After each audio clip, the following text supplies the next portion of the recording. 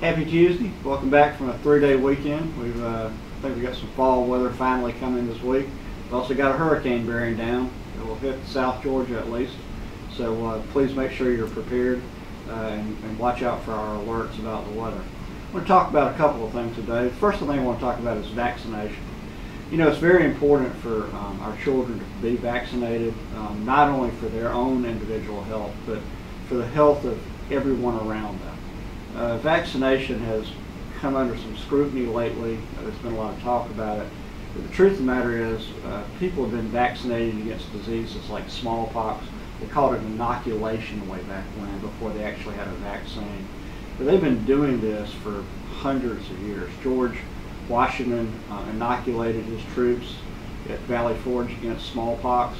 Cotton Mather, who was one of the ministers who founded the Plymouth colony in Boston, inoculated his people in Boston against the smallpox epidemic. And the more that we can do to vaccinate our children against diseases, the more likelihood we'll have of eradicating these diseases. So if you have any issues regarding vaccination of foster children, parents who don't want to vaccinate, please contact me and let's talk about it. The second thing I want to talk about is tomorrow is World Mental Health Day. I think we all understand in this work that we both deal with mental health issues on a daily basis, and we also ourselves, as a workforce of 8,000 people, we are going to have issues with our mental health the same way we have issues with our physical health. We work in a stressful environment oftentimes. Many of us have gone through trauma in our lives that can come back to us and be triggered in an episode of PTSD, especially given the kind of work we do. So please make sure that if you are yourself dealing with any kind of traumatic stress, that you talk with the EAP program, you talk with a counselor. If you have to, you can reach out to me and let me connect you with somebody.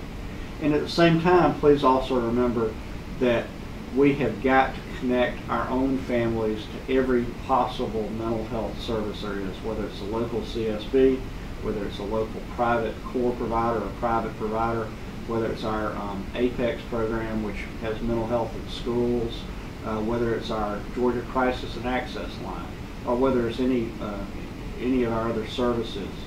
With our new Family First Prevention Services Act, I'm very excited because I think we'll be able to expand our mental health services for our clients, and the more we can address those mental health and behavioral health needs, the more that our state as a whole, our families and our children, will be healthy. The other thing I want to remind you of is that, remember, I keep having to say it, I hate having to repeat myself, that October 19th is the drop dead date for the Secret Santa program. If you have children who are in care by that date, please have us those lists. If you have children that come into care after that date, we'll talk about it.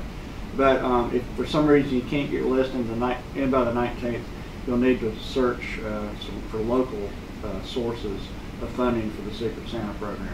This is a great program, as you know. We're going to serve well over 10,000 people this year, knock on wood, and bring some joy to the lives of our children who have to be separated from their families at a wonderful time of the year.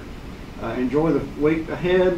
Enjoy your upcoming fall weather, and please let me know if I can be of any assistance to you with these or any other questions. Thanks very much for what you did.